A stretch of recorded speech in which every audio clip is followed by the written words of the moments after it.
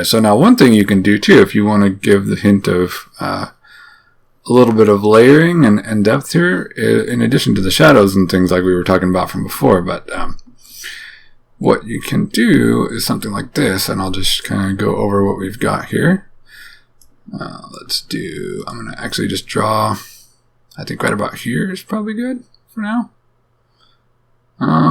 Let me see. Well, maybe I will leave it because it might just layer it. But if you take a corner piece, and I'm just going to try to section this off here a little bit. That's my goal. So if we could do something like that, yeah, that looks pretty good. One thing that might even be even a little bit better to do than just doing it like I have it here is if you offset it by one a little bit to where, this, instead of having them both connect right here, like say maybe this was up here instead, that would probably look a little better for layering and stuff. But I'm just going to leave it like that for now because I want to give this impression that there's this other cliff here that kind of comes over and, and there's a cliff below it. So this part is maybe a little bit higher just for the sake of, restricting where the player moves so they can't go all the way over here and all that. That's really all that I'm trying to get at with this. So we could reshape this one a little bit if we wanted.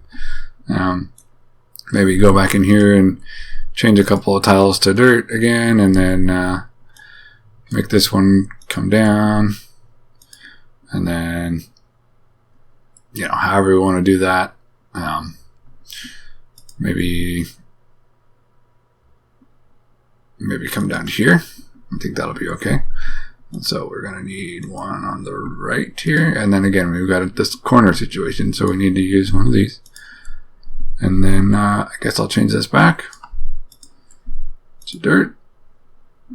So it's kind of hard to tell what, the way that these, because they don't layer like quite as good. But the gist of it is this is supposed to be on top of this other layer, but it's, you're not always going to be able to tell that immediately with how everything comes together. But if it's easier to tell up here on the top areas here if you did something like that where you wanted it to look like there's more going on. It's a little bit easier to visualize it with the top area if there's multiple layers and things to your cliff and adding depth and things. But you can try to do it down here too. So what I wanted to do with this, my goal here, was, I think I might actually pull this down one. Yeah, I think I am going to do that. Pull it one more down. Something like that instead of where it was before.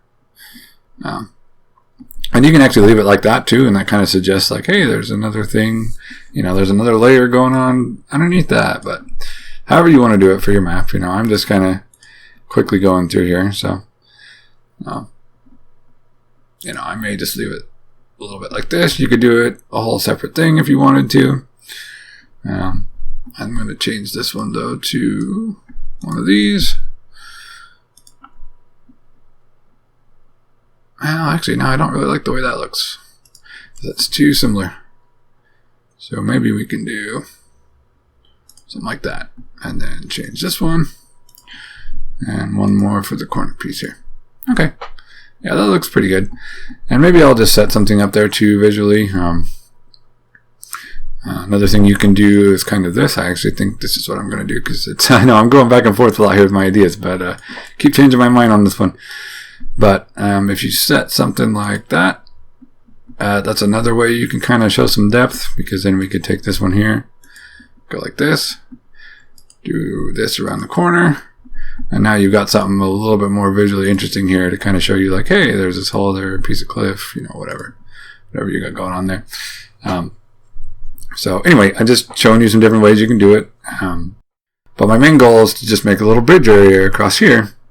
That way the player can walk across these spaces. And then it'll, be sufficiently higher up than this river area. So it's just, another way you can visualize things a little differently and give players something interesting to look at while they're going through. So we haven't talked about bridge tiles yet, but let's do those. These are, here they are. You've got quite a few options here in the middle. You've got these two, which are for, horizontal bridges, but we want the vertical bridge ones, and we've got this one that we can use. We have individual bridge tiles we can use here and here. And then this one is like a snow-covered bridge. I'll just show you what that looks like. You can kind of do that number. Whoops. And it's got, individual stuff. So now you notice if we just do it like that, or I did 3, we've got a larger space here, so it looks kind of funny. Whoops. Well, it definitely looks funny if I don't go in a straight line with it, but it looks kind of funny going down here and having a little bit extra space. So how you actually work around that is you do the left side one for your left edge. So I'm just going to do that one straight down here. And then I'm going to go a little bit further than that, probably like there. And then your right side one, you do on your right edge here. And then you can use this middle one as far as you need to in between on the middle. So we're just going to cover that up all the way. And there we have our nice little bridge that we can walk across. Now you'll notice that it kind of did, as you put that on there, it kind of like got rid of the water here. You can see it's just kind of like, it looks like the water doesn't go through. And that's one kind of unfortunate side effect of some of this stuff. Like, let me see if this will, no, it won't. Okay. As I say, let me see if this other tile will make it go through. But so that's kind of the unfortunate downsides of some of the auto tile stuff. This is the kind of thing that the older RPG Maker XP, it would have been much better at handling this sort of situation, because you could have all these bridge tiles on a completely separate layer that's above all this, and then it would look like more like you would expect, where the water would go underneath it. But unfortunately, okay, hold on, let me undo that. Yeah, unfortunately it doesn't really like to do that, but let me just test something here really quick. If I undo the bridges, because I think, if I remember correctly, let me just see if this does what I think it does.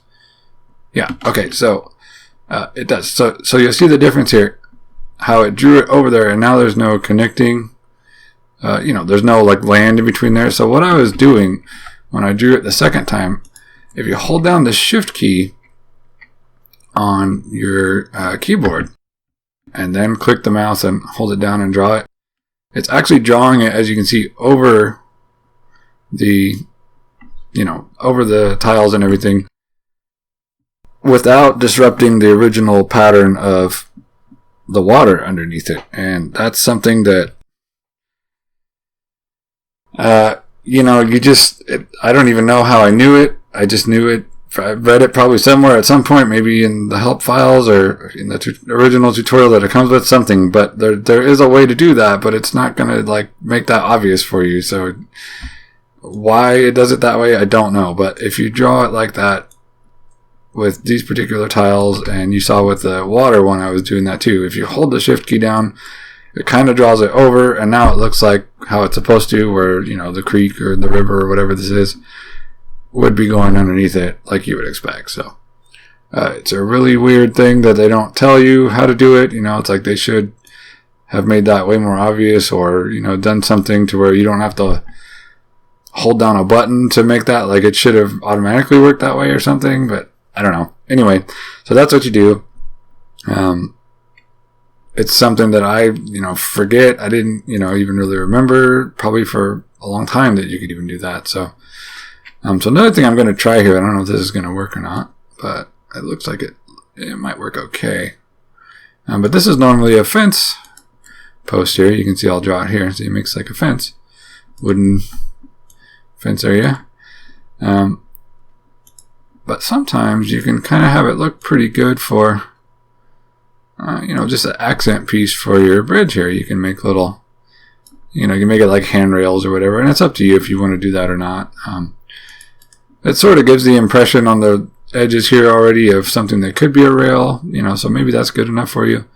But sometimes I like to use the little fence pieces and stuff, and just, that one looks kind of obvious that it's not a handrail, but some of these others, like maybe not that one. I kind of like the second one. I think this is a snow-covered one. Yeah, that one's not going to do it.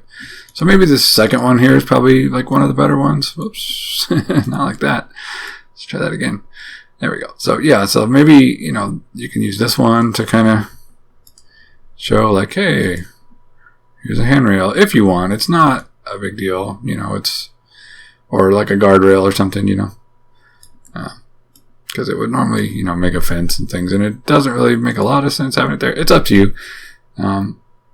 If you like that look better than just a little rope on the edge, whatever.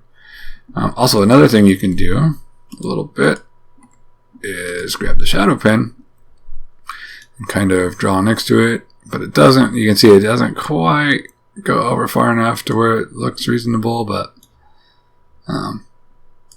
yeah, so it doesn't quite work for that. But I was going to say, like, to make it so it looks like there's a, you know, something here that's the guardrail, whatever, to give it more depth. And it probably would look okay if I put the guardrail next to it, but let's see.